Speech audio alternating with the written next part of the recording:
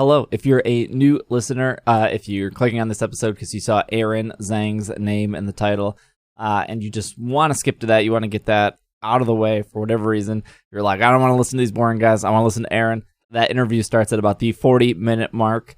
If you're new to the show, we start off talking a little bit off topic, and then we go into Pokemon news, and then we do our main segment. Our main segment, obviously, this episode is Aaron. Want to hear the Pokemon news this episode? We're going to do everything regarding the Players Cup, both TCG, VGC, and Pokken Tournament. We have some Pokemon Go news and some Pokemon Masters news as well, like always. But again, if you're this first time listening, hope you enjoy.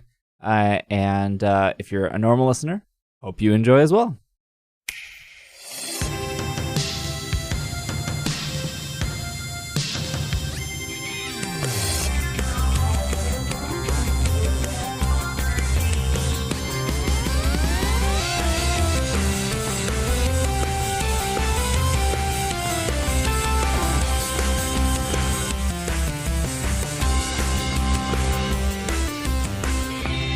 What's up, everyone? Welcome to the 409th episode of the Pokemon Podcast. It's super effective.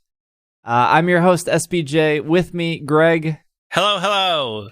It's a rainy day here in Minnesota, which allowed me to catch no shiny Carvana. Niantic looking out for you. I know. It didn't help that so we went grocery shopping and I forgot about it. And then I came home and you were streaming. So I fired it up. And I did an hour worth of my incense, and then I promptly fell asleep.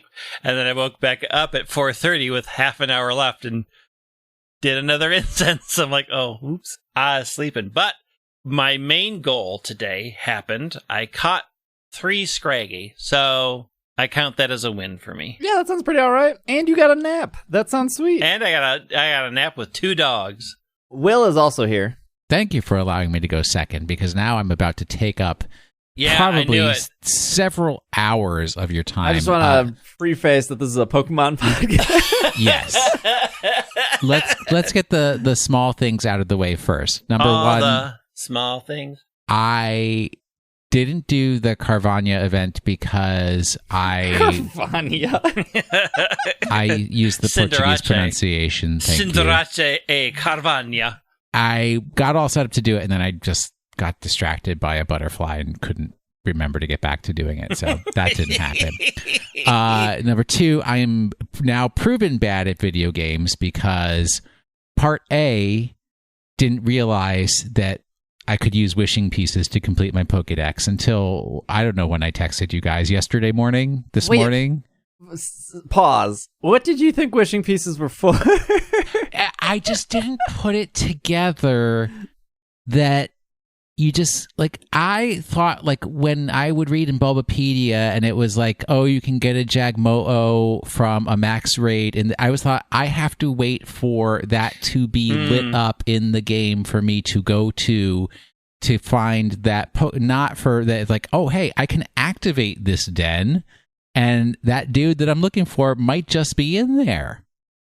Yeah. So that's the realization I've come to 6 months later. Can I give you a pro tip? Sure.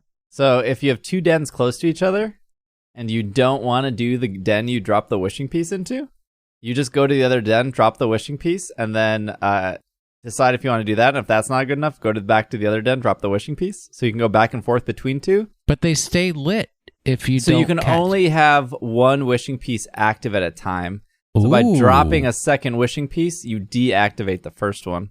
Wow, but then I've wasted a wishing. Well, it would have been wasted anyways because I wasn't going to go after that Dedenne.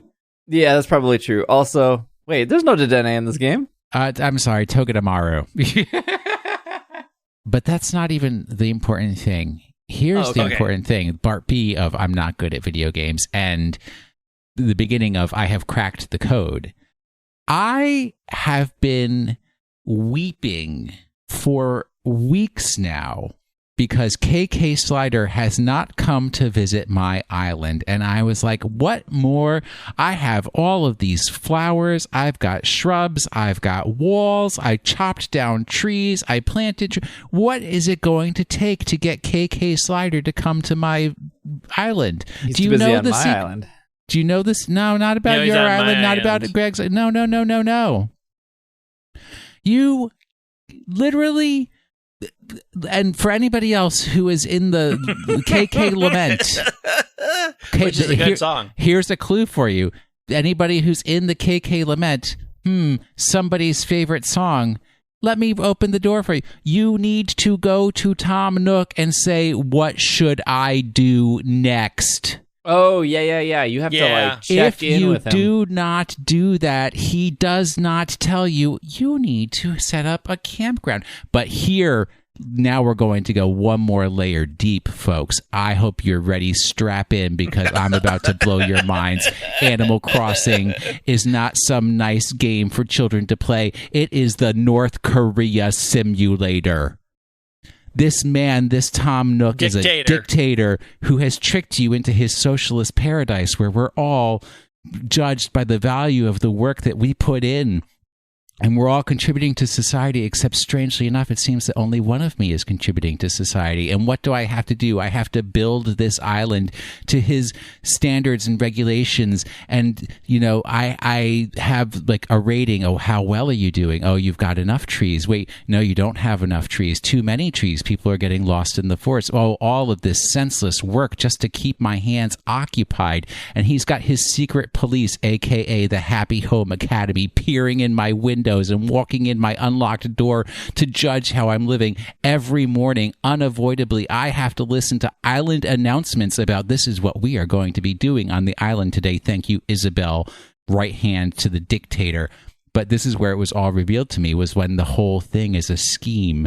Because if there's anything that a North Korean dictator loves, it is cult of personality, celebrity handshakes, and this whole island that I have been building for this person is just to attract KK Slider to come to visit and play KK Lament for Mr. Tom Nook.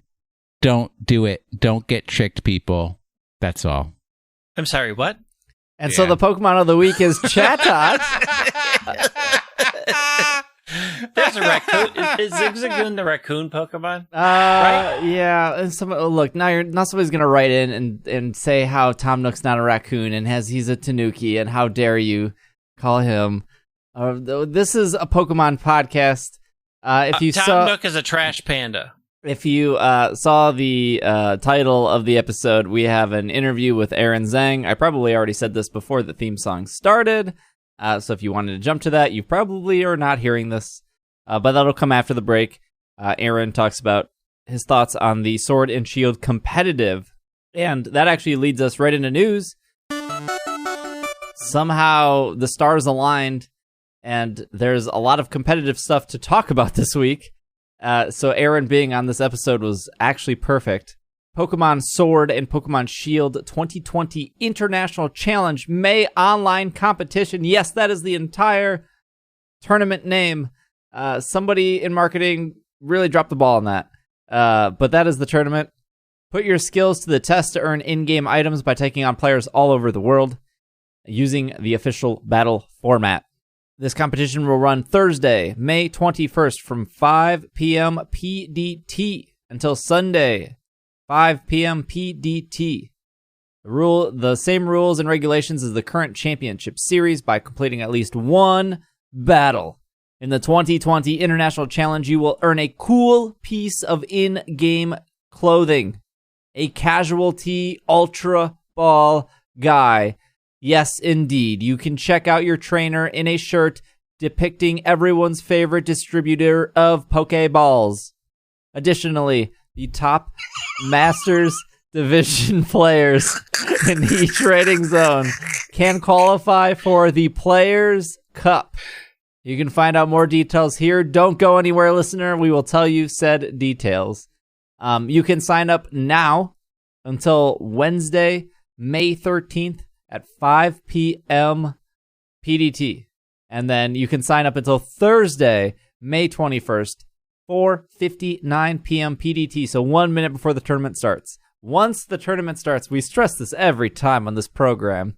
And every time when I'm streaming on Twitch, somebody comes into my chat, at least once an hour, and goes, "Oh, there's a tournament this weekend? How do I sign up?" It's too late, listener, /viewer, /Twitch chatter. You missed it. You dropped the ball. You can sign up right now. If you're listening to this, turn off your Animal Crossing. Don't worry, Rossetti will not yell at you. Switch to Sword and Shield. Go into the Verse menu. Go to Battle Stadium. Click Online Competitions. Search for online competitions and sign up. You do not need your team ready until you do your first match.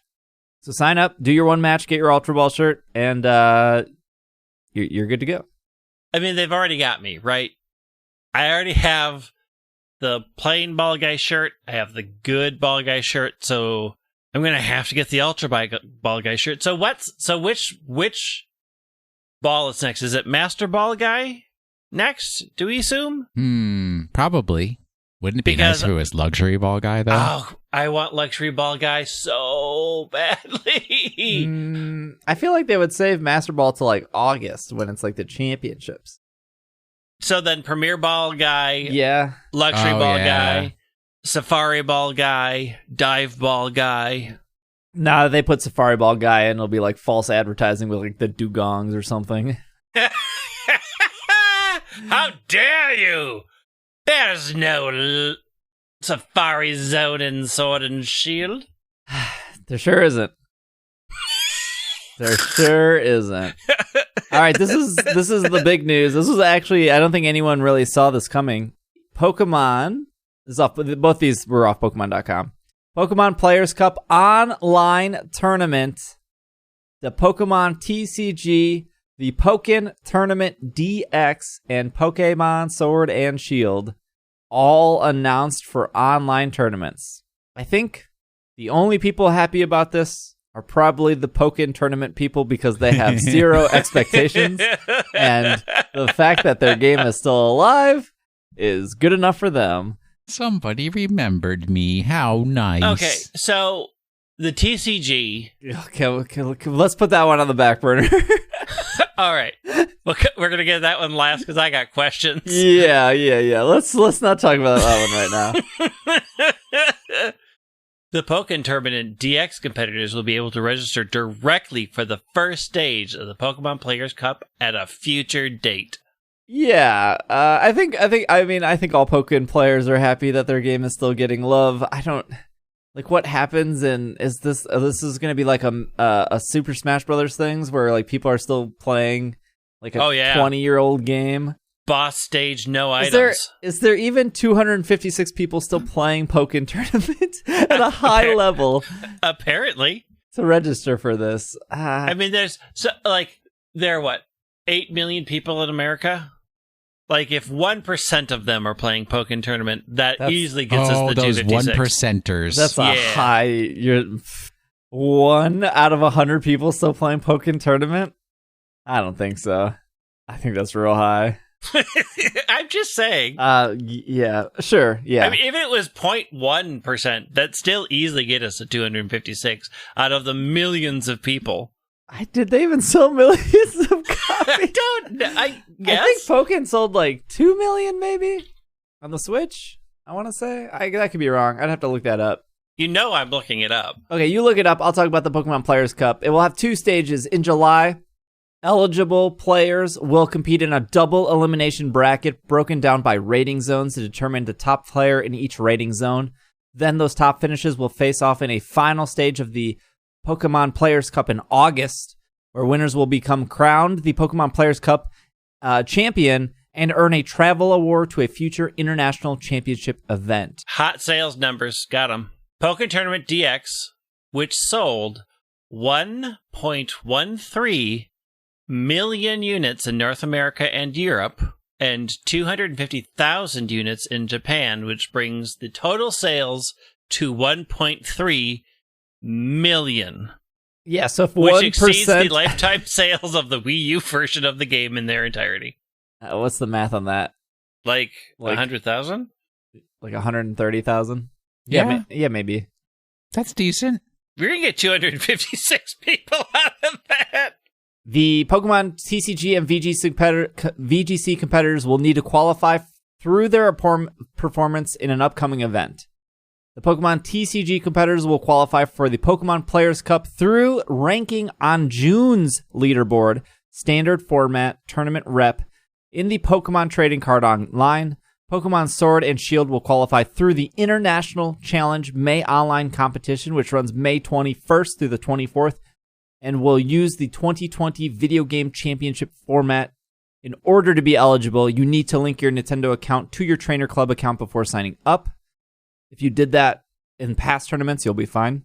Each the Pokemon TCG, Pokken Tournament, and Pokemon Sword and Shield competitors will kick off a special invitational event. The winners will qualify for the final stage of the Pokemon Cup. Make sure to follow along. Masters Divisions competitions will use the Sword and Shield video game, and they need to finish among the top eligible trainers in their rating zone in the May International Challenge to qualify for the Pokemon Players Cup. This weekend, if you're listening to this podcast on time and not in 2022, you will have to play the International Challenge and come in and to qualify for this Players Cup, you have to come in top 256 for North America, top 256 if you're in Europe, top 128 if you're in Oceania, and top 256 if you're in Latin America. Is Japan considered Oceania at this point? Yeah, I think so. Yeah. Okay. Good luck. Practice hard. You can prove what it takes. Only Masters Division is opted to participate in all of the Play Pokemon events for the online tournament. So that means you would have to be 15 or older to participate in these. I think the Sword and Shield stuff is pretty straightforward. They've already figured out in the past to link to award points to people. This is maybe why they've been pretty strict on banning people who are purposely disconnecting. And I have no worries that they're going to be watching people disconnecting through this tournament if they have not already fixed it. Or remedied it enough up to this point. The only maybe complaint is like this is kind of super short notice. Here's the tournament. Here's the event. You got to qualify. You got like less than 2 weeks. Yeah, kind of hard to build a team and compete and everything in that amount of time. But school's out. Yep. But we didn't think the Pokemon Company was going to do something. But shout out to them. Like it's actually really cool that they're still trying to make this work. Especially when the majority of people have nothing but good things to say about the current Sword and Shield competitive meta. Okay. Can I ask my TCG question now? Let's talk about the Pokemon trading card game. So, I have a deck of my physical cards that I was going to bring to the thing. The actual live tournament. Okay. Now it's online. Uh-huh. How do I get my deck that I've paid money for into the computer game? You don't. Yeah, that's not how it works. You have to... Oh, boy. Let's talk about the history of the Pokemon trading card game online. It's made by Direwolf Digital, and it was released in web browsers on March 24th, 2011, and then moved over to Windows as an application on May 15th, 2012. 2012. 8 years old. And in nowhere in those 8 years have they ever done this before. I am not saying Direwolf Digital is bad. I think they are maybe not given enough money / resources from the Pokemon Company to do what they want to do. I don't know.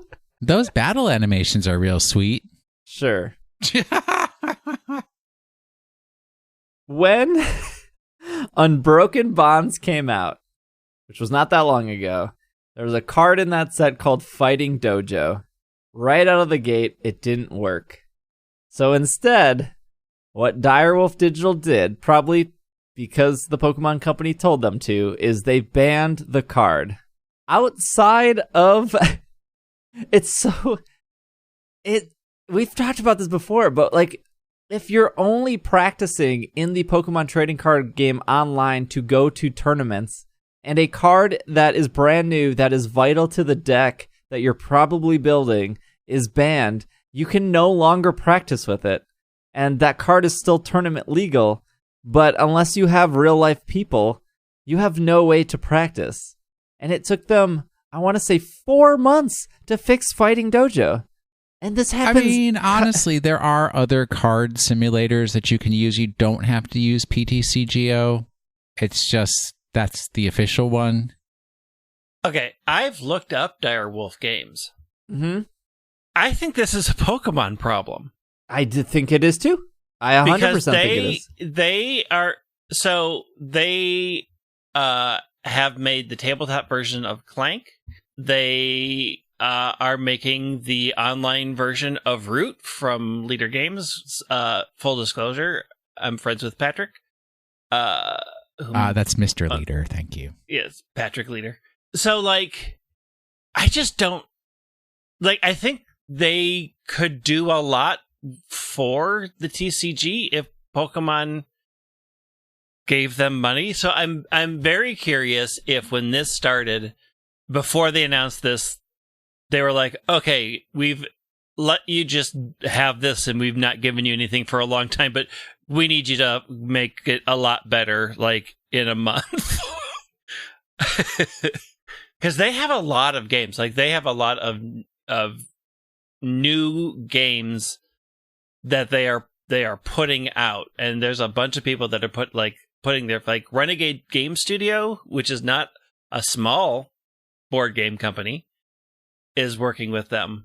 To me, it feels like they have a contract with Direwolf, and because the Pokemon TCG doesn't actually make the Pokemon Company money, and here's the other problem with it, that it only exists outside of Japan, because remember, there's no client for Japanese players. And we know from past conversations that we've had with people who have worked directly with the Pokemon Company that even though the Pokemon headquarters is in Seattle or Redmond or where in that area, they still have to get everything approved by Japan. It always just seems like we want to make the TCGO better. Let's ask Japan. Oh, it's not a priority because it doesn't make money. It's not Pokemon Go. It's not Pokemon Masters. It's not Sword and Shield. It's not the 56% revenue that is their plushes that they ship every single year. Which is like two things. Do you put something into the game to make PTCGO money? Or do you just bite the bullet and keep it free, but just make it significantly better so more people play your game? Or just do both. Just make it better. Like, make it a better game. This product has been around for 8 years. It's on Windows. It's a Windows app. It's a Mac OS app. It's on iPad OS, and it's on Android tablets. But of course, with anything Android, you can sideload it. There is no iOS app. There is no Switch app. They have never. They do have in-game tournaments, but they're super simple. They're like 3 opponents, whatever that is, like quarter, semi, finals, and you get tickets. There's a lot of things that they need to answer / get right. So in the press release specifically, it says the TCG competitors will qualify for the Pokemon trainer clubs through their ranking. Also, just a heads up, your ranking has always been hidden. The ELO in TCGO is hidden. On the June leaderboards, standard format, in the trading card game, and it doesn't really say much else. So, like, currently in the trading card game, they have, like, a ticket system, and you can earn tickets, and then you cash in those tickets to participate in, like, those little tournaments I just mentioned. But what if you don't have tickets? What if you're a player that has only played locally, and you have, like, a community that you play TCGO with, but now you want to compete because this is the only way to compete? How are you supposed to get cards without, like, trading other people? Well, you buy packs, and then you get the codes, and then you put the codes in. That very painful, laborious process of entering codes. Then, like, hope you get the cards you need, or, like, I mean, the realistic thing to do is, like, you redeem a bunch of codes. Then instead of opening the packs, you trade the packs because the packs are worth more closed than they are open. So, like, right now, I just opened up PTCGO. So if you want to do a standard match, so they allow each one of these tournaments have 8 people. Obviously, I'm assuming this new tournament will be bigger. It costs 8 tickets to enter the match. Your reward is, if you come in first place, you get 6 booster packs. You come and you also get 400 coins, which is a different currency they use. You can use coins to buy booster packs. So 200 coins is a booster pack. You come in second place, you get 2 booster packs, 100 coins. And then if you come in third place, you get 100 coins and 2 booster packs. Sorry, second place gets 4 booster packs. And then if you come 5th through 8, you get like 50 coins. So 1/4 of a booster pack. I have 76 tickets, which I don't know what the math is. That's like 10 tournaments. There's not also a reliable way to get tickets. So if I burn through all these tickets, that's 10 tournaments that I could participate in now. And then like, how am I getting more tickets? Are they switching the do I have to like play ladder, earn tickets, then take those tickets to participate in the tournament to get points? Or is the tournament just opened? There's like a lot here that there's a lot of unanswered questions compared to like Sword and Shield and compared to Pokken Tournament that's happening. There's no way to give PTCGO money. You have coins, you earn coins by playing matches. You can cash in those coins for packs. You can go to Target or Walmart and you can buy a pack of cards for $4.29 and you can open it and get a digital pack which will have different cards, and you could maybe trade those cards in like the trading area, but if you've ever been on any online trading area, it is nothing but scams. Or you can go to eBay. This is another problem. So like it's against PTCGO, it's against the terms of service that no one ever reads. We talk about this all the time with like Pokemon Go, how you're only supposed to have one account and stuff. But it is technically against the terms of service in PTCGO to pay physical money for cards. So I can't go to Will and say, Will, I saw you open up on your stream 2 full art Reshiram Charizards. I don't have any booster packs or anything to play, and we're not friends in this situation. I will PayPal you $10 to send those cards to me. That is against TOS. Well, I ain't giving up Regizard for $10, dude. You better come up with a better price. Yeah, $10 is getting you nothing. But what's not against TOS is you can technically go to eBay or like a website like Cool Stuff Inc. or Troll and Toad, and you can say, I would like 100 code cards for $80. So I'm paying 80 cents a code card. I would like 100 code cards. And then they mail it to you or they email it to you, and then you enter them into the game. And technically that's not against TOS because you're not buying an item that already exists in the game because you have not entered that item into the game. But once you get the items, then you enter it into the game, and then that's okay. But there's literally not a way, and maybe because it ruins the marketplace, for me to just say like, hey, PTCGO, can I just buy 100 packs for real money so I can open these packs and build decks? There's not. You have to buy either code cards or you have to buy. And the only people winning from the code cards are like the sellers, right? It's like when GameStop sells used games. It's not like Nintendo sees a copy when GameStop sells a copy, used copy of Heart Gold Soul Silver. So like somebody at a card shop is opening 100 packs. They're selling the cards individually and then they're selling the code cards. So they're like kind of double dipping, which is like fine. I don't have a problem with that. But like, I want to give you let me give you my money to make PTCGO better because I want to play more PTCGO, and it is a bad application. It's just not great. Yeah, it's all about this like bizarrely contrived secondary market that they don't even want to acknowledge exists, and yet they continue to fuel. Right. Like in Pokemon Masters, they have it where you can't spend a certain amount of money. Is that not right, Greg? Like you can only spend whatever only $200 a month or something in Pokemon Masters because it yells at you that you spend too much money. Yeah, there's a cap. If they're worried about that, I don't they have already PTCGO is older, significantly older than Pokemon Go and significantly older than Masters, and they have tons of children.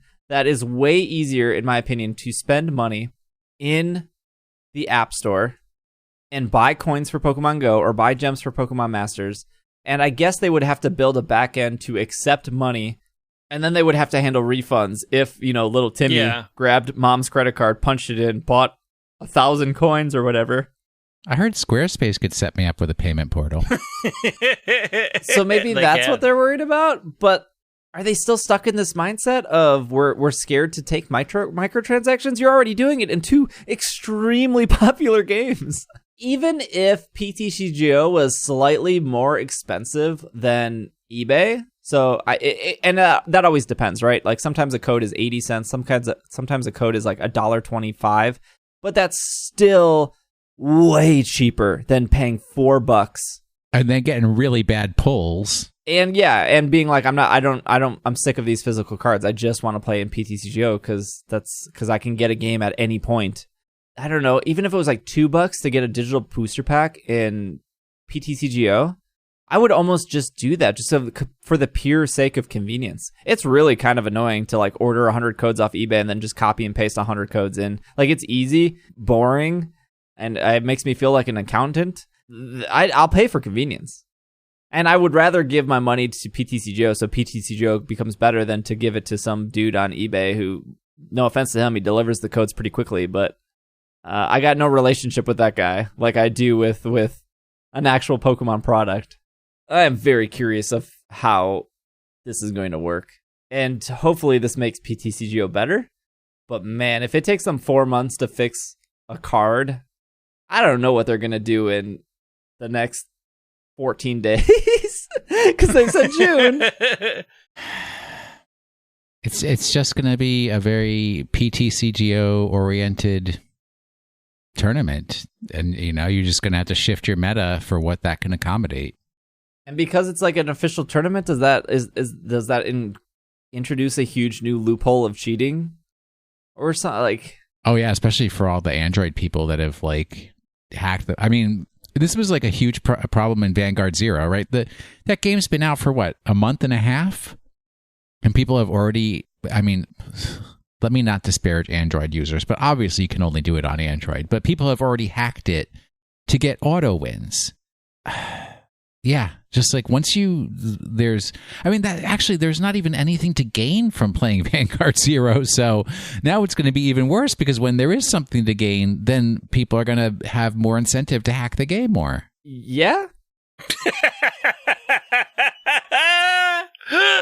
Like I would love to like sit down with somebody who said, okay, we're about to do a tournament in PTCGO, and like look at that person and say, walk me through person who is decided to do this tournament. And for the record, it's very cool that they're doing a tournament, but to sit down and say, okay, how do you expect a player to get enough cards and to build a deck for this tournament? What does that look like to you? Like, what is the customer path? Are you recommending like they need to go to Target and buy a bunch of packs? Are you recommending that like they should get an ETB, open the packs, or claim the digital packs, not open the packs, and trade them on the marketplace? What do you want your customer to do at this point? Because it's not like you always were doing tournaments. It's not like this is brand new. This is a tournament to qualify for the Players Cup, which, for more or less maybe not as important as an actual championship, but because of how weird this year is, it is, the substitute for an actual championship. Like, what is the workflow you expect?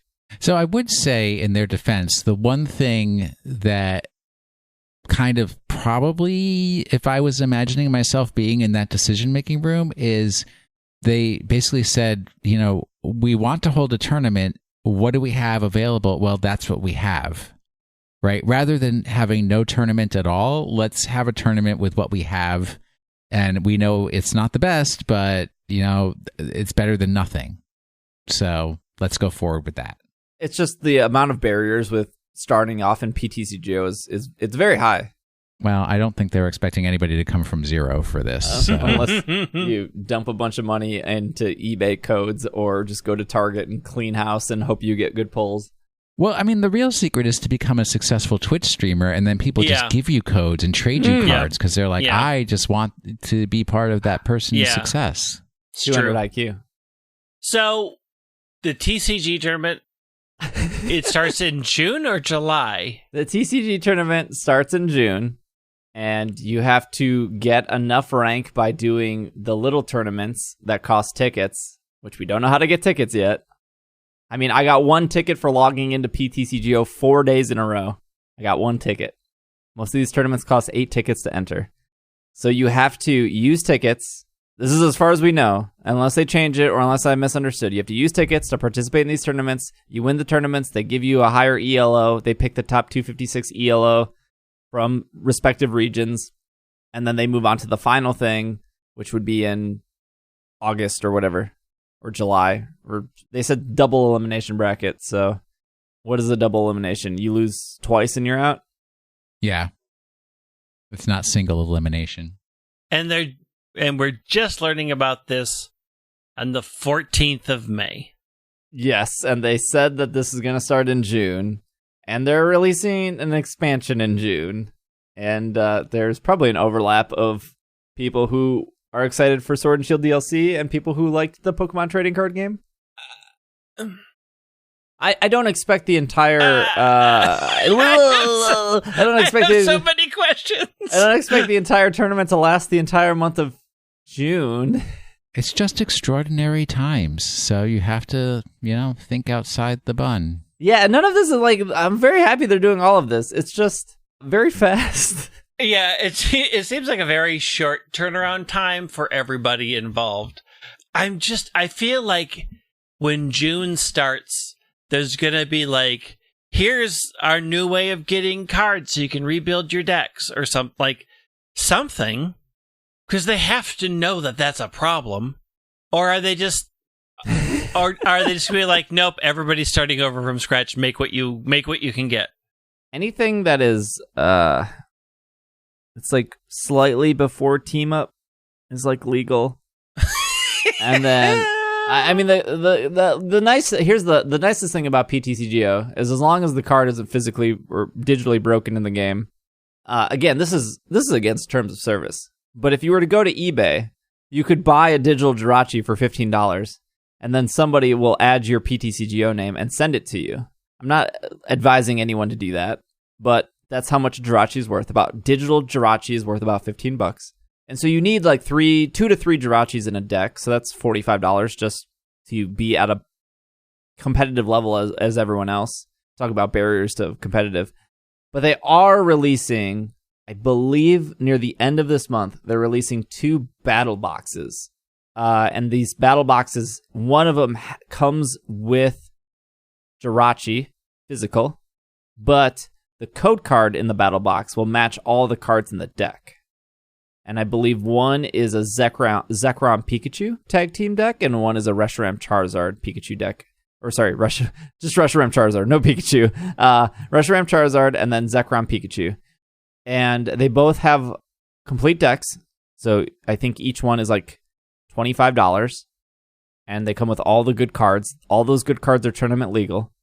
And the code card should give you the same deck in the game. And so that actually helps with some of the issue of like, oh, I need Jirachis in order to play. But that still doesn't. Maybe that's actually the go-to. Maybe they're like, you know what? If you've never played the Pokemon trading card game and you need some cards, we suggest our customers buy this battle box, which will probably sell out, I'm sure. And we would suggest for them to buy we suggest for them to buy the battle box at Target, and we suggest for them to buy an ETB or some booster packs. And then they have the framework of a deck, 2 really good decks, and we would suggest them to trade for the other cards they're missing, just like in real life. Maybe that's actually the thought process, but if you're not keeping tabs on this, if you're not listening to this podcast or going to TCG websites, you probably would have no clue that this battle box is coming. And I think it comes out on the 23rd. Maybe that's the plan. I mean, it doesn't answer the actual how the tournament's going to run, but it's a whole new world we live in. Oh, there you go. Too long didn't read. I really want PTCGO to be better, and I hope maybe this is the first step towards that future. Towards realizing that dream. That this pivot is the start of the Pokemon Company really giving Direwolf Digital the benefit of the doubt to make PTCGO better. Yes. Okay. When we come back, it'll be the interview with Aaron. He's going to give you his thoughts on the current meta of the Sword and Shield TCG or VGC, how to get into it, his thoughts on it compared to past metas, and all that stuff. So we will be right back.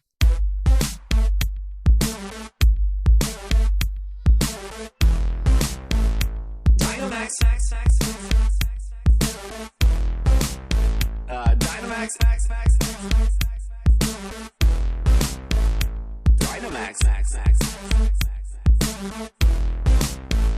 Dynamax band.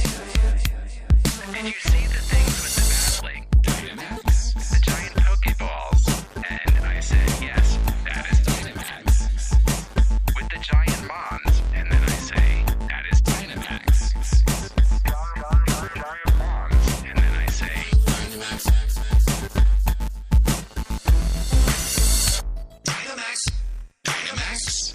Dynamax. Dynamax is called the Dynamax. Is called the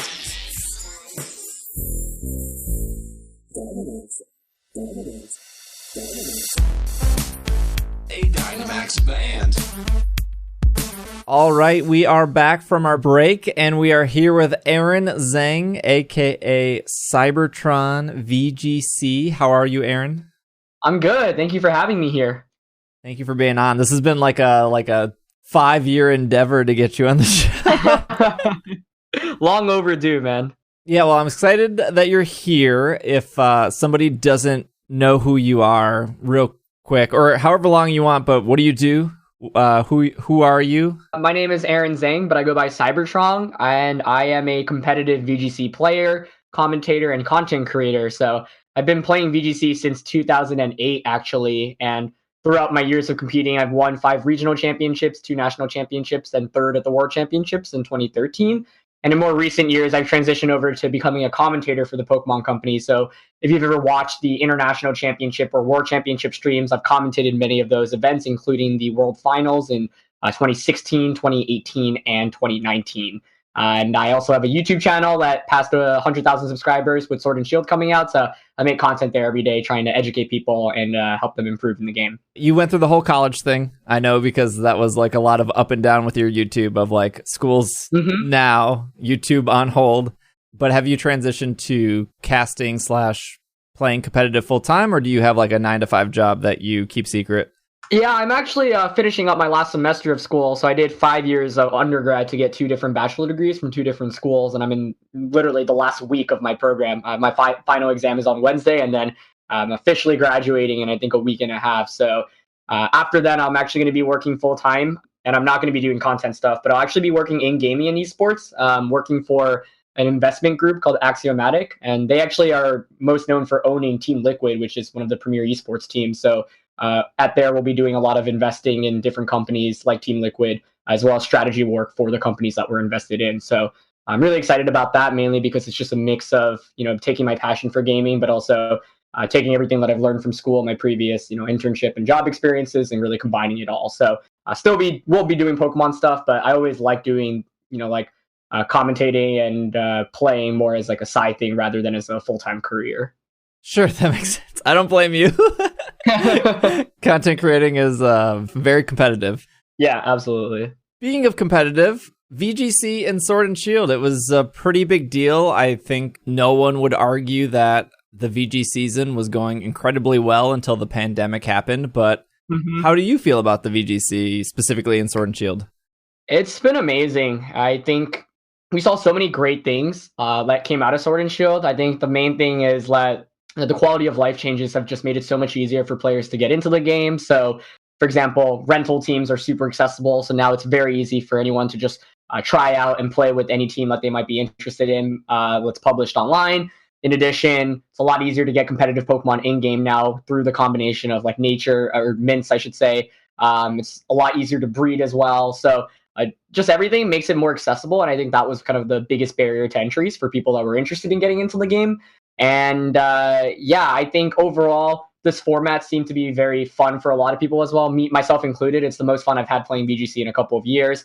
And I think because there are so many, Pokemon that are very viable and strong, so many different strategies that could work, this year was really shaping up to be one of the best years of VGC. So obviously, it's a shame that the rest of the season is canceled, but that was really the only correct move to make. And we're still seeing people play a ton of VGC online. There's been a lot of grassroots efforts to keep the scene alive. So I think it's a we have a very, very bright future. And I feel like Sword and Shield introduced so much that made it have so much potential.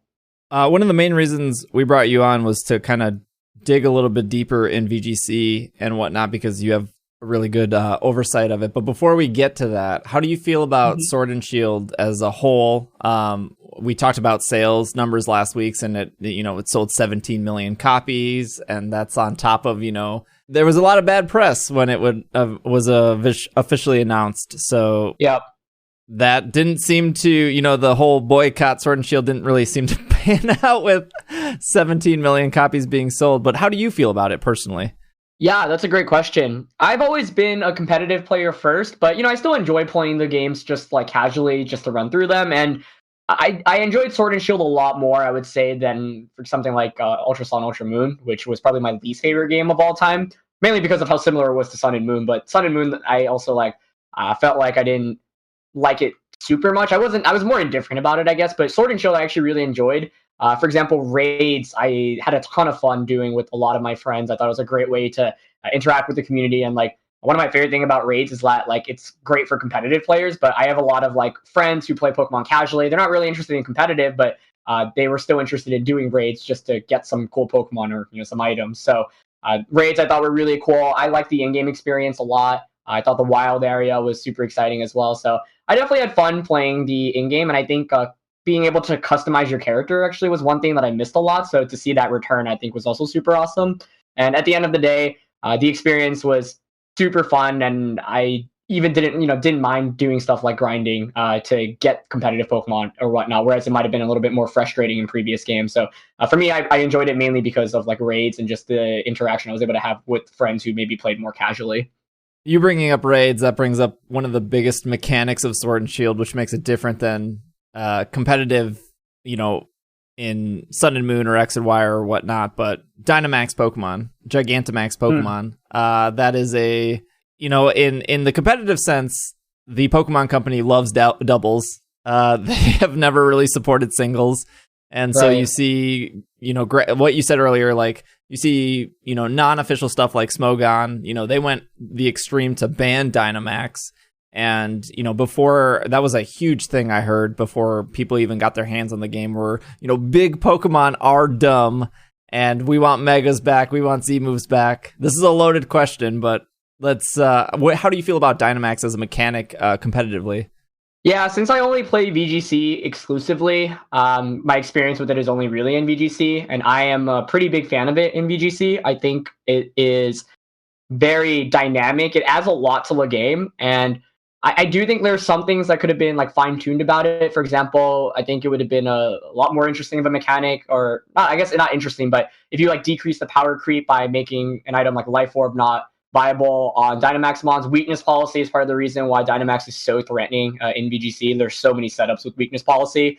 But in general, I do think it is a good mechanic, and I've enjoyed playing with it a lot. And I think one thing that makes it fun, too, is that seeing really good players and how they use Dynamax is super interesting.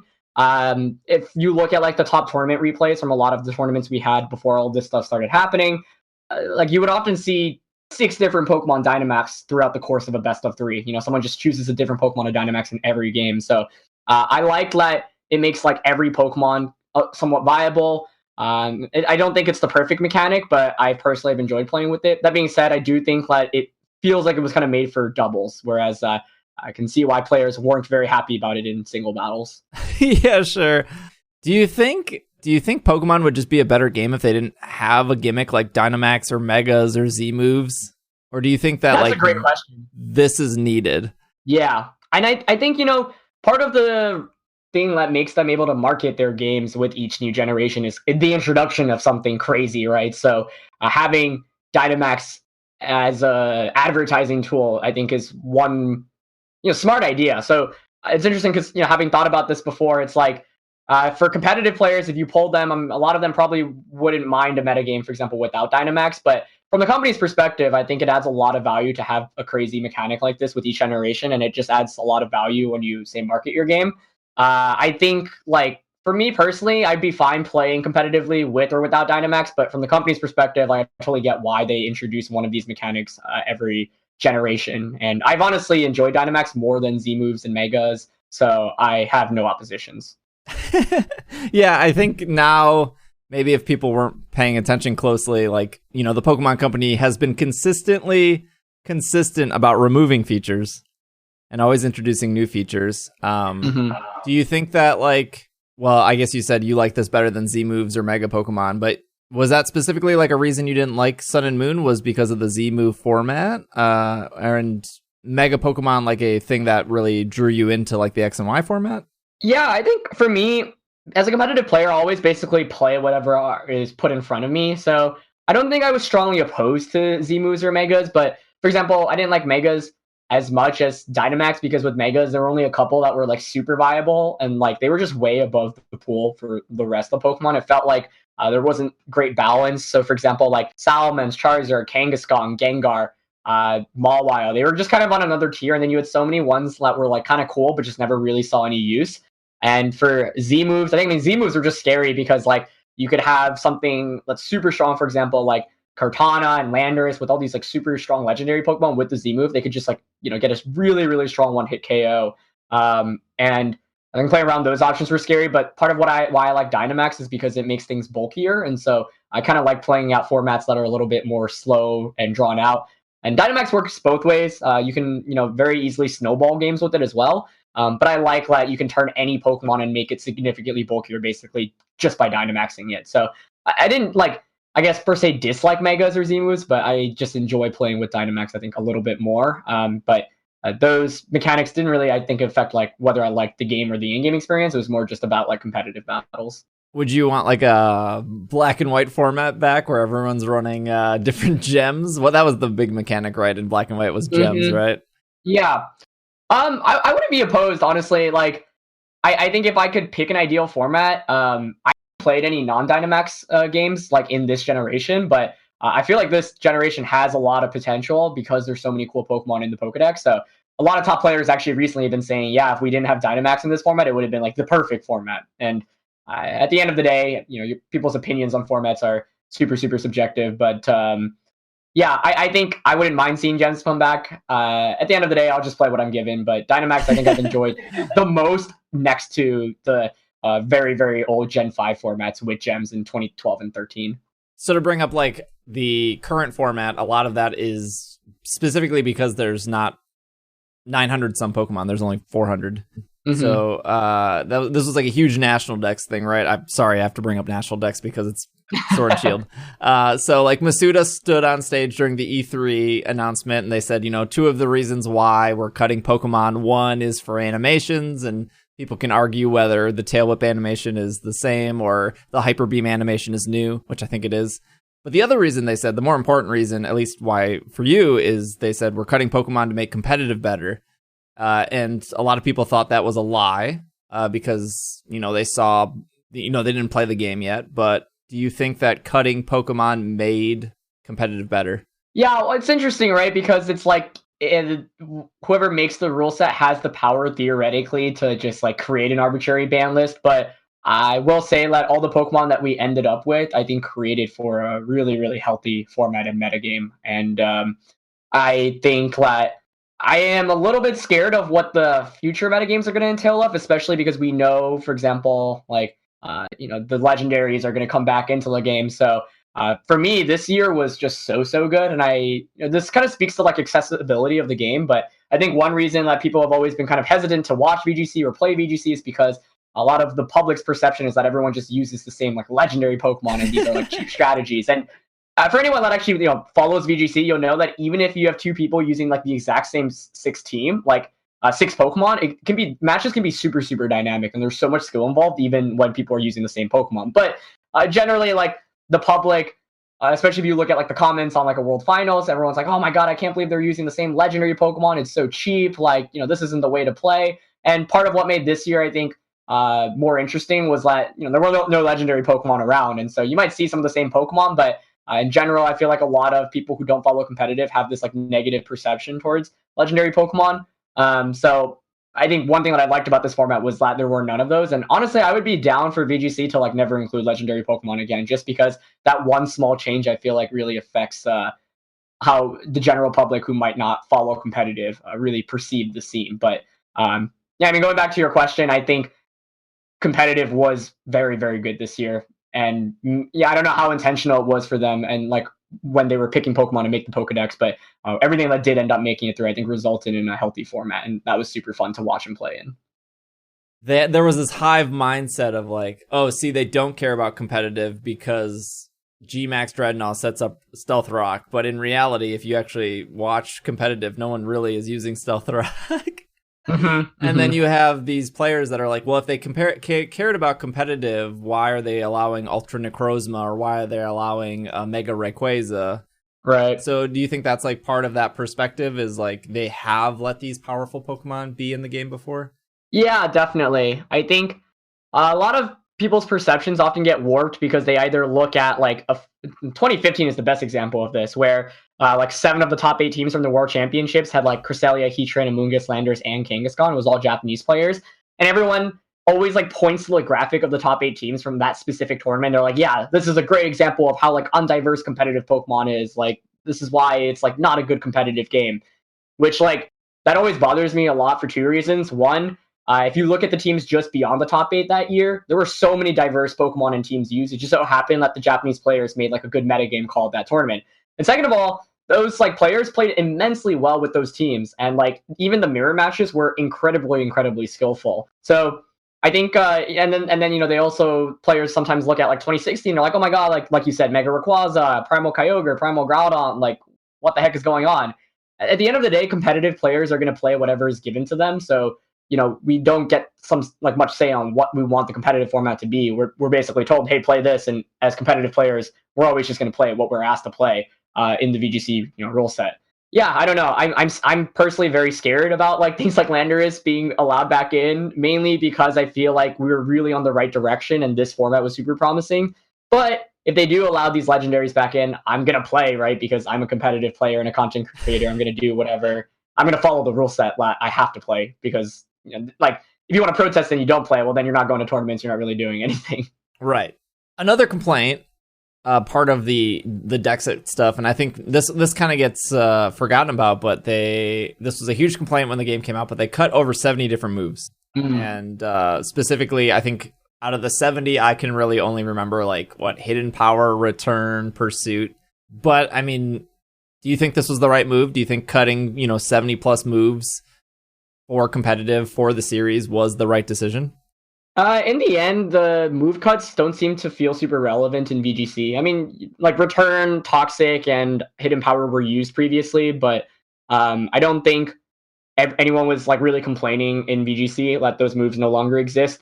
It might be different in singles play, honestly, because I know like Toxic is like a very, very big deal in singles, as is something like Hidden Power. Hidden Power was used a fair amount in VGC as well, but yeah, I don't know. I guess I'm pretty indifferent about those moves being cut. I don't feel like it's really affected VGC, and I think like once again, players would have played regardless of whether they were cut or not cut. But in the end, it doesn't feel like it made any big substantial difference. And I don't know if they ended up cutting it, whether they specifically said it was for competitive reasons or just because of like coding mechanics. But at the end of the day, I guess I haven't given it much thought because I don't feel like I really miss them, nor do I feel like they were needed. So yeah, no upsides or downsides, at least relevant to VGC, I would say, regarding those. Togekiss seems to be the Pokemon that kind of rose to the top in Sword and Shield here. That is Togekiss like the new Landorus in the sense of everyone's going to point at something and say, look at everyone just has Togekiss? I guess to an extent. I don't know. I mean, they function a little bit differently, and I think like if people that don't understand the game competitively wanted to just point to like the most used Pokemon, then yeah, like Togekiss and Dragapult are like the easy targets. I do think Dragapult could have been toned down a little bit. It's just so fast, and weakness policy makes it super powerful, as well as Life Orb, and the fact that like both of those are so viable makes it scary. I mean, the main reason like Pokemon like Togekiss and Dragapult rose to the very top is because they're super good both in Dynamax and outside of Dynamax, but specifically in Dynamax, like you have these really bulky Pokemon that are also able to just distribute so much damage. And both of those, for example, get access to a flying type attack, so they can use Max Airstream to boost the speed. And one thing that's really important in VGC is speed control. And Dynamax max moves effects also affect your partner, so you can use Max Airstream with either Togekiss or Dragapult to boost both that Pokemon speed and the partner Pokemon speed. So that's kind of the reason, and like one of the other reasons why these Pokemon are so good is because you can run so many different sets. For example, with Togekiss, you see really bulky sets, but you also see really offensive sets. I've seen like 5 or 6 different items being run on it with different abilities as well. Scope Lens Super Luck is common, but you also have like the Berry Berry, Lumberry, so many different items that are just viable on it, similar with Dragapult as well. I guess your question was comparing it to Landorus, and I don't know how I would say. I feel like it's better to have something like Togekiss or Dragapult be common than Landorus, mainly because, once again, people's perception of just like legendary Pokemon, like there's like a negative stigma, I feel like, associated with them. What do you think the worst move in the VGC is, and why is it Ally Switch? Yeah, actually, if there's one move I could remove from this generation, it would probably be Ally Switch, mainly because a lot about VGC is, making informed predictions and plays based on what your opponent has, but they, for some reason, just gave Ally Switch to so many different Pokemon. So, like, it's nearly impossible to predict, like, an Ally Switch from something that doesn't run it typically. For example, Rotom and Togekiss don't really run Ally Switch, but you could tech it in, and it just, like, feels super frustrating to go up against something that is very hard to, see coming. And I think, like, the move itself is also, like, you can just spam it as well. Like, I would have liked it if you can't use it consecutively. I'm not sure why they decided to give so many Pokemon access to it, but I do think Ally Switch is, like, just not very healthy because it induces, like, a lot of, like, random guessing that I feel like shouldn't be included in the game. And maybe that's, like, different based off how your philosophy of the competitive game is, but Ally Switch was one. I think that's probably the biggest one. To me, also, like, Rock Slide being able to flinch is a big deal because it's already such a good move, and, like, they still have the same flinch chance, although it's not nearly as prevalent as, say, like, Landorus spamming Rock Slide from back in the day. But yeah, I think you saying Ally Switch is an accurate one for sure. Do you think that, like, overall there's too much randomness in VGC? I feel like a lot of times maybe that's intentional. I've played a lot of the Pokemon trading card game competitively. And a lot of the competitive in the TCG really came down to I just needed one more turn. Yeah. And when I've dabbled in VGC or when I've watched VGC, it's always like, oh, if they just got that coin flip right, they would have won. Do you think that's, like, too much, not enough? Maybe it is designed to be like, oh, well, heads or tails, I would have won that. I think if you don't know anything about VGC, it can seem like a lot of coin flipping and RNG, and it certainly is to an extent, but I always compare VGC to poker, where any top player can lose on a given day, but conversely, someone starting out has the potential to beat, like, the world's best. And, for example, like, I follow chess, and chess is a game where I'm just never going to be able to beat, like, the world's best player ever. But with a game like Pokemon or VGC, the best player will win the majority of the time, but the fact is that you give the opportunity for someone who might not be as good as them to beat them. And I think that's exciting. That's part of the draw. If, I'm talking to a bunch of people that just started playing too. They're like, I went to my first tournament and I won some games, and that was exciting to me. And in a lot of other competitive games where it's purely skill-based, like, you wouldn't see that really happen ever. But I do think, like, if I could tone down some RNG in VGC, I would. For example, I'd get rid of, like, freeze. I think is just a terrible mechanic that shouldn't be in the game. I'd get rid of, like, flinching on moves like Rock Slide, and I would also maybe change how something like Sleep works, for example, and reduce, like, some of the variance. But I do think that a little bit of variance is not bad for a competitive game, and I think, like, there's a reason why every time you look at a tournament, like, whoever wins these major tournaments are excellent players, and you need to get a little bit lucky to do well in a tournament, but you also need to play phenomenally well. So I think RNG is often a lot less relevant than people think. And one thing that prohibits people from getting better is blaming their losses purely on luck, when in reality, because there's so many decisions to be made in competitive VGC, there's almost always, I should say, something better you could have done, whether it was a better move to reduce the variance later on in the game. For example, like, sometimes people will point to losing because they missed an attack. Well, top players often evaluate and be like, okay, was there anything I could have done so that I didn't even need to use an inaccurate attack, whether it was in the actual game or in the team building process. So there's so many factors, including team building and playing, that it's very hard to just break down a loss solely to bad luck. And sometimes you will have those losses, right? Sometimes you do get really, really unlucky and there truly is nothing better that you could have done. But I think one thing that makes people improve rapidly is when they actually sit down and evaluate their losses that they think is due to bad luck. And I honestly have to say, like, 90+% of the time, there was something better that could have been done, either in the team building process or the battling process, to have mitigated that. So I think Pokemon could probably still see some less RNG. Like, freeze, I think, should just be reduced. I would probably change, like, the sleep mechanics just a little bit. But in general, I think some variance is healthy for a competitive game, because then you don't get the same games over and over again.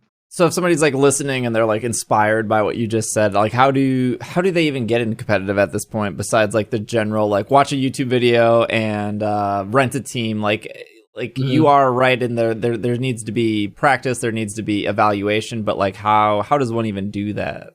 Yeah, I think the first thing is just knowing the top resources, knowing where to go. So there are a lot of great resources out there like Trainer Tower and Victory Road. These websites have a lot of articles and team reports that can help people get started out, and rental teams, as we've talked about. There's also a lot of great content creators online, both on YouTube and Twitch. So watching top players is always, just a great way to improve. But on a more deep level, what I recommend to people who want to get into VGC is team building is really, really important, but it's an art in VGC and it's hard. And I think a lot of players often get discouraged because, they lose as a consequence of not knowing like fundamental team mechanics. And so they're at a disadvantage because of their team. So I always recommend people when they're starting out to first like try to understand the fundamentals by playing with the team that is proven to be successful. So whether that's a rental team from like a world champion or just something that seems very consistent. Hard Trick Room is actually something I often recommend because it's relatively easy to use and it helps you show the fundamentals of the game. But yeah, if you're like getting into it, play games, try out a team that is good, that's fundamentally strong. And also don't play just for the sake of like playing games. Like I think it's really important to evaluate each of your wins and losses. So every time I lose a game, I'll ask myself, why did I lose that game? And what could I have done better to have won the game? And often there are two answers to that. It's either making better plays. Perhaps I made a play that was too risky. Perhaps I made a play that was just like a prediction, but it was a prediction that wasn't going to work out most of the time. Like evaluate that. Sometimes it's your gameplay. Sometimes it's that your team limited you. And then so you have to ask yourself, okay, what could I have improved about my team? But a lot of people, when they play any competitive game, like to just keep grinding games, but it's more important to learn from the games. So I would say focus more on like, especially losses. Look at the losses, look at why you lost and try to answer that. If you can answer it, that's great because then you can approach, towards improving. But if you're just playing games for the sake of playing games, often you're not going to improve very rapidly, in my opinion. Yeah, and on like a personal experience, I would say I lost because I don't have a counter to Lapras. Mm-hmm. Is that a thing in VGC? Like, do you just see one Pokemon and you go, I can't beat that one Pokemon, but if they don't have it, I'm good? Yeah, I think that goes into the team building art. If your team is struggling against something, like every team should theoretically have a decent answer against anything. So, especially the top meta Pokemon, right? Like part of what makes a really good team is that it gives you at least neutral to positive matchups against anything you could go up against. Now, of course, there's so many Pokemon in the game that you maybe can't cover for everything, but if you can cover for, say, like the 30 most common Pokemon and have some answer to it, then at least you'll most likely have answers to everything below that as well. And sometimes maybe you do run into like one thing that makes teams, the best teams really good is that top players come up with like really crazy sets that are creative that no one saw coming. I think 2014, Pachirisu is often pointed to because that was something that very few people had on their radar. And that's something where maybe throughout the course of that tournament, people looked and they're like, oh God, I just don't have an answer against Pachirisu. But that's why, the best players are the way they are. They're able to find these crazy Pokemon that work and make them, to the strongest of their ability. But I think if you're staring down a common Pokemon and you're like, oh, my team just doesn't have a way to beat that, then you need to go back to the team building process, reevaluate what you can swap for it. So for example, if Lapras is something that people are struggling with, you want to look at, okay, what is ways to hit it for super effective damage? Electric types are easy to point to. And then you want to evaluate, okay, what electric types fit with my team? Rotom Wash, for example, is often used because it resists both Lapras' main types. You can use like Nasty Plot, which is very common as well. So that's why team building is an art. The best teams will have good answers against everything and basically give you options so that you're not just struggling against something the entirety of the game. With mints, bottle caps, all these things that make VGCs so much easier over the years, do you think there's something else that we're missing that would even make the barrier to entry even lower at this point? That's a really good question. I think having something like we have bottle caps for 31 IVs, but having something that could make your IV like 0 would be really nice because Trick Room, teams often like using that. And the most optimal team in theory has a 0 attack IV if you're not a physical attacker to reduce like confusion damage. So I think something like that would be good. I know one thing that they actually are doing now is like raids where the most common Pokemon are actually like the competitive Pokemon that you can get. So I think like more of that would be really good, especially like earlier on when people are just getting into it, because now we're like 6 months into Sword and Shield. Right. So having that earlier on is great. But I think like raids are excellent. Being able to give away high IV Pokemon immediately is great. I think mints were much needed. I guess maybe another capsule where you could get like hidden abilities. Those like I think hidden abilities and zero IVs are like the last two things I feel like they could cover. But I do think the gap has really been covered. The gap, at least from like last generation to this generation, and now it's like super accessible. So any other changes would be a lot smaller than say going into this generation. We talked about some moves that you didn't really care for, like sleep mechanics, flinch, ally switch, that kind of stuff. Is there like held items that you feel like need to be pulled from the game, or that are just too powerful? I mean, you brought up weakness policy a lot as a very powerful item. Yeah, I think it's less about the item and I guess more about the interaction with Dynamax. I think like Dynamax was a really cool mechanic, and I mean, I'm fine playing in a metagame where like Life Orb and weakness policy exists on Dynamax mons, but I think like it would be cool, for example, if like weakness policy didn't work on a Dynamax mon, maybe like it could work before you Dynamax, which forces you to attack it, and for that Pokemon to take potentially more damage because you can only use it before Dynamax. I think like making Life Orb just not work on Dynamax Pokemon would be an interesting interaction. I don't think the items inherently are broken. It's just about how they interact with like Dynamax specifically. There isn't anything that makes me be like, wow, like this is just so busted that it's not even fun to play the game. That's like the main thing. At least it feels like everything like has some answer. But I think the biggest offenders people point to with Dynamax in VGC are definitely like Life Orb, weakness policy, and then like Scope Lens Togekiss can be frustrating to play against because you get to critical hit 50% of the time with super luck. But yeah, I don't know. I think it's like not all of those are at least like decently checked. It's not like the worst case, but if I had it my way, I would probably like reduce the interactions they have with Dynamax specifically in an ideal world.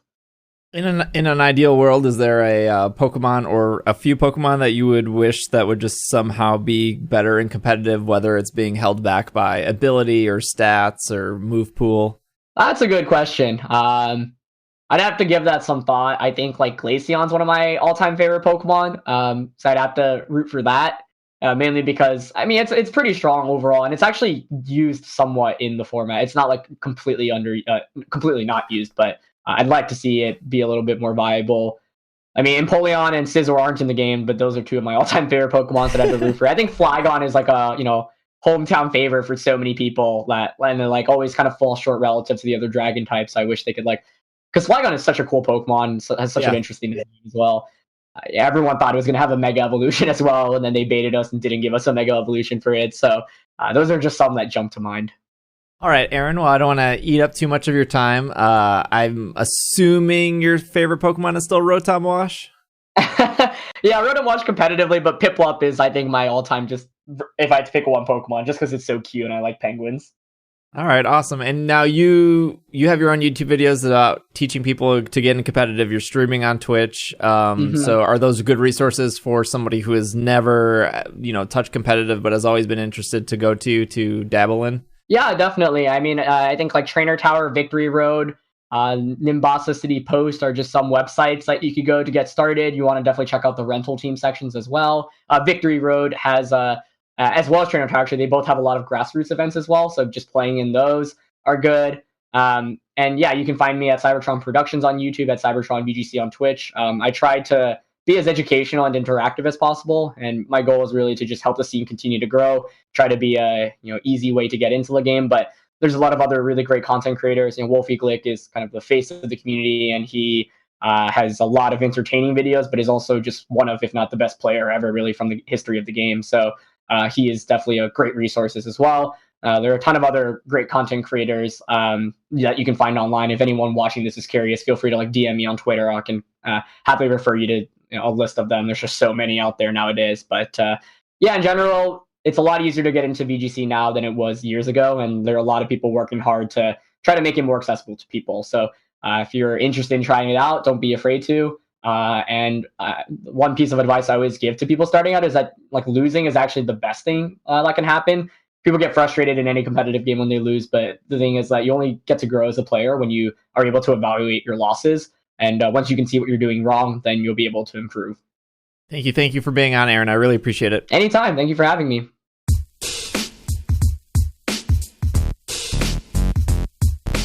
Why is there not a Pokemon Snap 2? Pokemon Snap 2.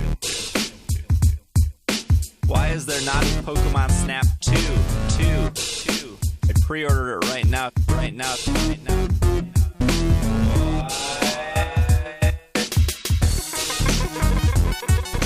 Give me Pokemon Snap 2.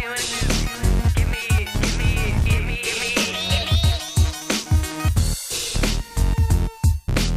It would be cool.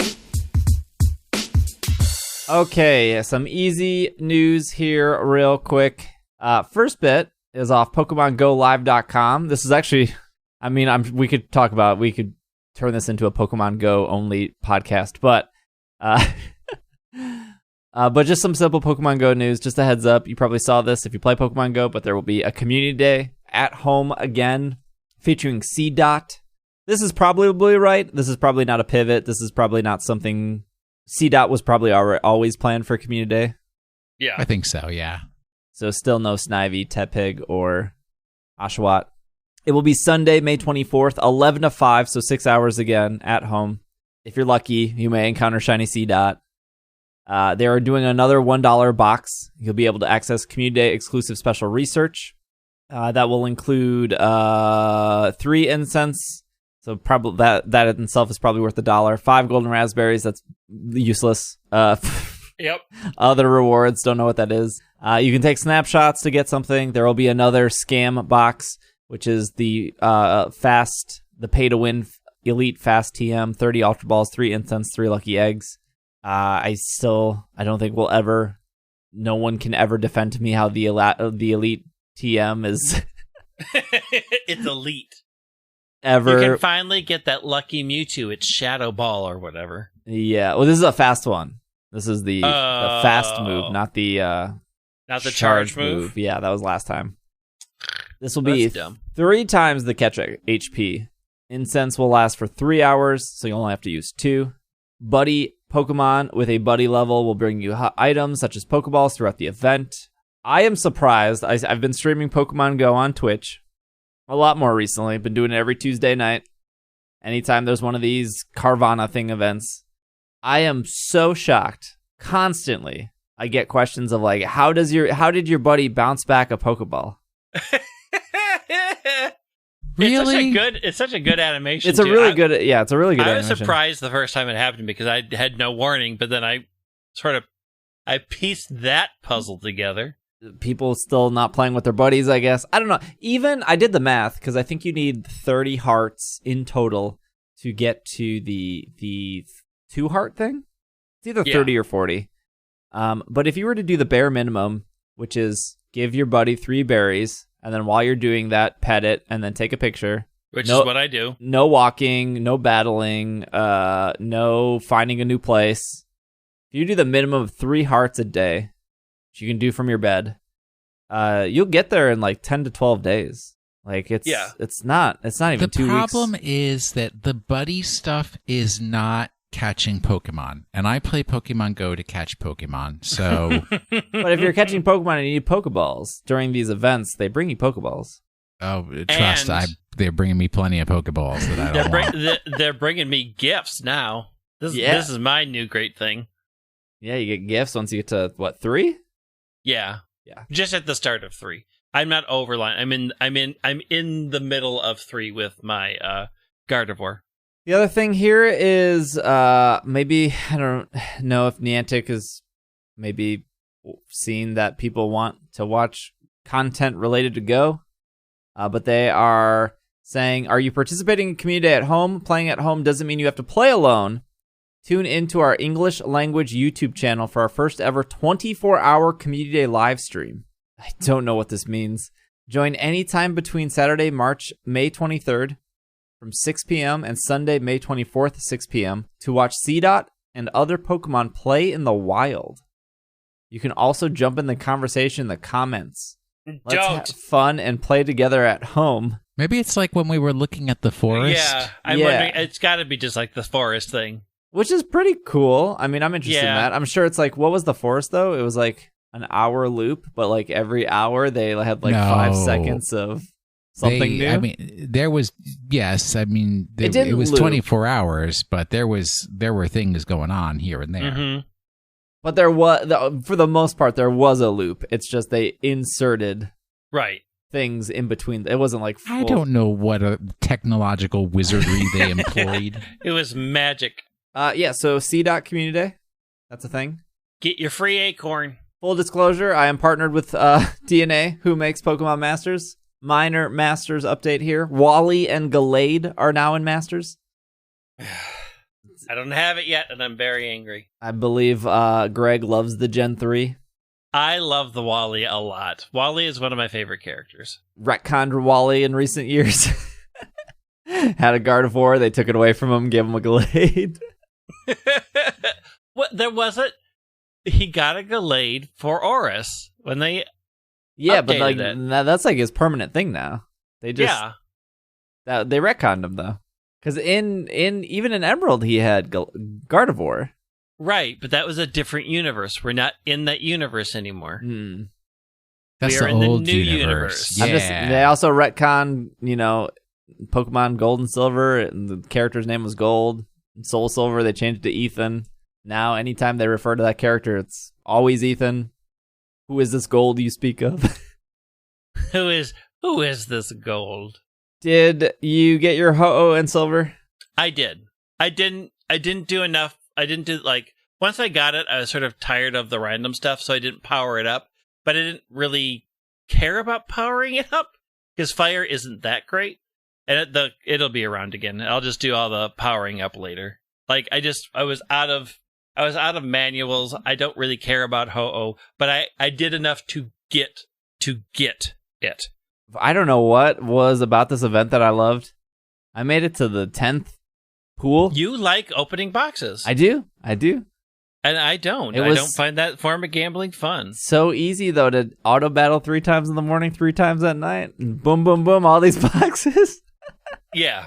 I mean, the extra bonus point system is a nice addition. I did play.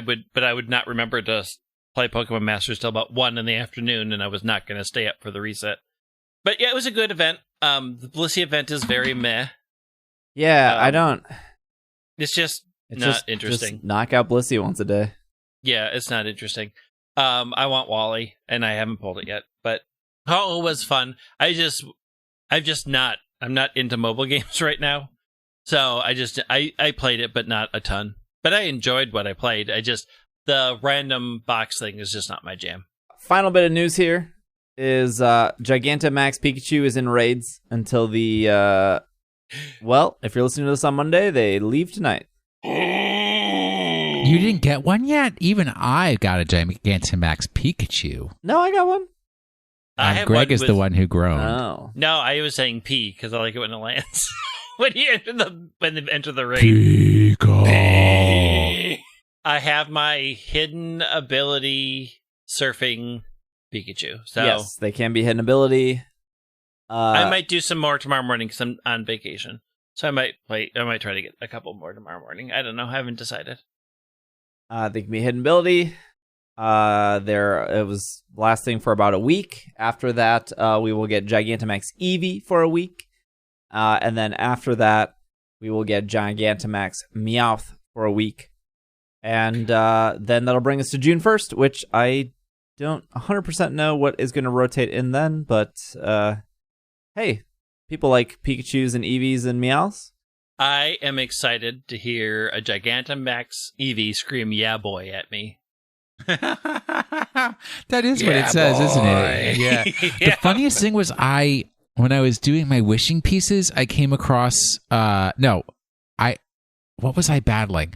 I was battling a Gigalith, and I brought a Vaporeon, and the Vaporeon still has the original cry. It's like yeah. But imagine that from the Dynamax Vaporeon. I really wish they would go in the next game and just update all the cries. Yep.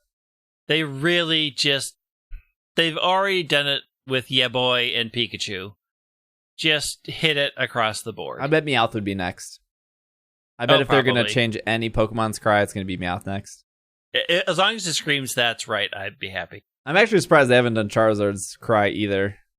Yeah, it's the thing is that it's really as we get new Pokemon and they make more complex cries, it's so obvious. I just wish they would update them. I'm really disappointed with some of the new cries that they're like. There's like this fine line where they want to make new and better cries, but they also want to try to make them not sound super far out from old stuff. But man, like when you like listen to Rookidee's cry and then you listen to like Pidgey's cry, you're like, one of these sucks. And it's Pidgey. And they got like Crickettoons was really good. Mm-hmm. Like it seemed like they were like they can just update them. Yeah. Okay. Question of the week. All right. It's a quick and short one for you this time. It's just another question of the week. Oh, okay. I told you it was quick. Don't you wish it was another question of the week? Because that's my fun week. Yeah. I can't believe she called out her boyfriend at the beginning of that song, but whatever. Oh, yeah. That's Whatever. a different era. Yep. This is from Casey. What are you currently working towards? Not necessarily Pokemon related. Example, I'm working towards learning web programming. I'm writing another RPG, and I'm working on Steven Universe Rules for Glitter Hearts right now. How many RPGs are you? Look, You're going to become the king of RPGs? I said I wasn't going to write another one, and then I started writing it. So don't ask me. I just started it. It may go nowhere. I may hate it, but I started writing it. What about you, Steve? What are your dreams and ambitions? What? Hey, jeez. I mean, like, trying to get things ready for our 10-year anniversary. I'm already working on the song for the 10-year. Okay, good. I feel like it's sneaking up very fast. I mean, it's already June. Irene and I were planning on traveling this year, but that obviously didn't work. But hopefully more travel next year. Pokemon and non-Pokemon related travel. Very hard because Twitch requires you to be live so often. So maybe incorporating IRL travel, which I personally like to watch, and bring that to Twitch in some capacity would be something I would like to work for. Only timing right now is not good. It's a late night stream. Watch me watch Property Brothers. IRL. The worst show ever. Mm-hmm.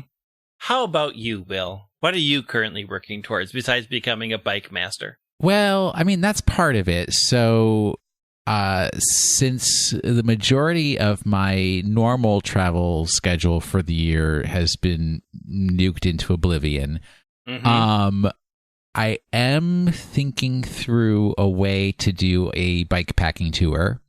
Ooh, fun. So somewhere, yeah. I specifically bought the bike that I bought because it is very versatile and can be set up for reasonable bike packing. So that'll be cool. You should bike up to Duluth to see the colors. I mean, maybe at some point. And I do want, I want to do a lot of outdoorsy stuff this year, right? I want to take a kayak from Lake Minnetonka to the Mississippi, which I've been told is possible. It is possible. And also potentially getting into mountain biking, which is a variant from the type of biking I've been doing already. I just obviously I have an itch for fitness that's not getting scratched at the gym right now. So because there's no gym right now. I'm exploding out into all kinds of weird and bizarre areas. Well, you know what can help you with your bike questions? Kickstarter. No, that's not my jam. But looking forward to Kickstarter into the future, my favorite kind of tabletop game is a deck builder. Yes. So I've been working on a deck builder, but it's more oriented towards like children, young adults. It's more education focused, but I mean, that doesn't mean you couldn't have fun playing it. You've changed, Will. How dare you? How dare you betray me like this? How to develop poison in your chemistry class. Look, I had a science kit. I know how much trouble you can get into with that thing. No, it's not. It's if somebody were to know me well enough, they'd know what I'm aiming towards. But yeah, it's going to take a lot of work. So yeah, just something I'm working on the side besides, my job that makes me money. Mm-hmm. Pokemon of the week. All right, so last week's Pokemon was a reference to a 90s movie about things happening in the Amazon that might be scary to you. A couple of jump scares, especially if you don't like snake animals. Except then pretend that it happened in the desert. Okay, who's that Pokemon? It's Sandile. You were so close, but completely wrong. Good effort. Because it's Sandaconda. Sandaconda, based on the fantastic No. 1997 horror film Anaconda. I didn't reference Nicki Minaj at all. Which Probably for the best. Missed opportunity. For the best. And also, listeners, if you now go look up the casts for each of the sequels and watch them go down in star quality faster than a meteor shower at Animal Crossing. What's very interesting to me is that the last one was Lake Placid versus Anaconda, and I'm like, crocodile versus snake? Look, that's an actual thing that's happened. You can look up the real version of that. It's quite a thing. I don't know if Sandaconda has any trivia. Besides, it's based on an anaconda and stuff. Its Pokedex entry says when it contracts its body, over 220 pounds of sand spray from its nose. If it ever runs out of sand, it becomes disheartened. Oh. Then it needs Team Yell to encourage it. Gigantamax. All right. It now has more than 1 million tons of sand. Jeez. I don't think the Pokemon world has a good grasp of measurements. I mean, 1 million tons of sand? You got the Sahara. In one Gigantamax Sandaconda? That's sure. Gigantamax. It's a combination of gigantic and maximum. And Sandaconda is a combination of sand and anaconda. A place where the anacondas don't roam is the sand. But, oh well. Maybe there's an anaconda variant that, whatever. This week's Pokemon. Are you ready? Because I may have written this very poorly. I'm never ready. 7 down. No, it's actually back more to our traditional style. Okay. This week's delightful Pokemon made its debut in the Pokemon cartoon in Japan on May 8th, 2003, and in the United States on February 28th, 2004. While not the Pokemon featured in the title of the episode, it is notable that it and its close cousin evolve simultaneously as the episode goes on. The pre-evolution for this week's Pokemon is shared with another Pokemon. If you wish to have it evolve into this week's Pokemon, it must meet a particular personality value. In Hoenn, personality values are tied to nature as well as gender, ability, shininess, and size. Spinda's spots and Unknown's letter are also coordinated with personality value, but neither of them is this week's Pokemon. The determinant for this week's Pokemon is the result of a modulo operation, where you take the upper half of the Pokemon's personality value modulo 10. If it is less than 4, you get 1 Pokemon. If it is greater than 4, you get this week's Pokemon.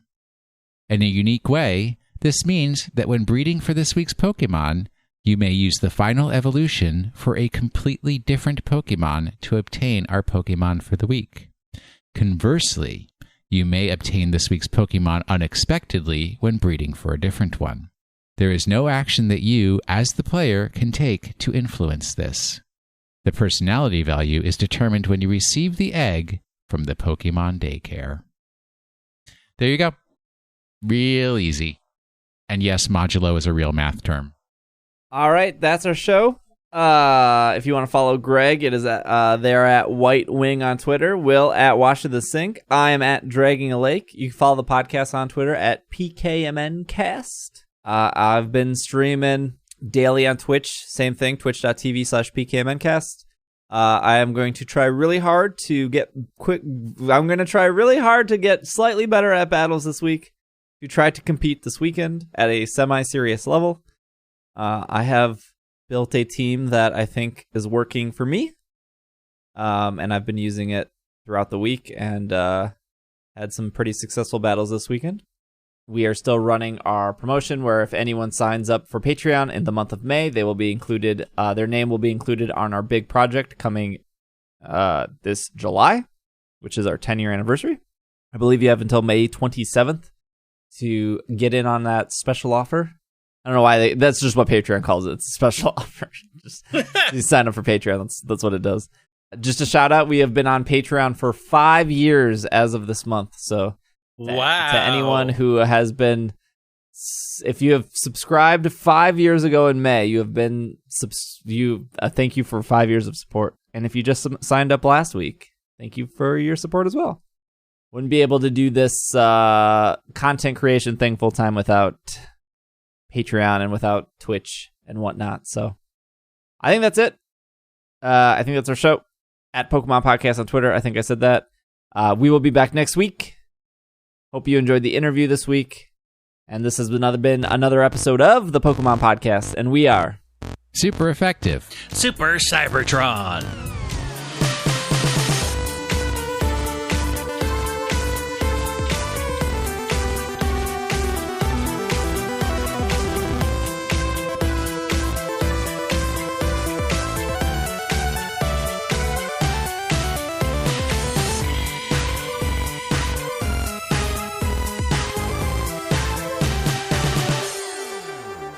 Where the Transformers come from? Yeah. Oh, cool. Also, yeah. This podcast is supported by our Patreon backers, and some of those people paid money to get their name read at the end of this show. A huge thank you to Alex, Courtney, Jetsy, Casey, Catherine, Kay, Kevin, Liam, Matthew, Noah, Patrick, Ryton, and Sejanus. And a shout out to our executive producer of Anthony. Thank you guys so much for your support. Thank you so much for listening. If you want to support the podcast as well, you can go over to patreon.com/itssupereffective, or you can head over to the easier to remember domain, ise.cash. Super easy to remember because money exchanges hands, and ISC is short for the podcast.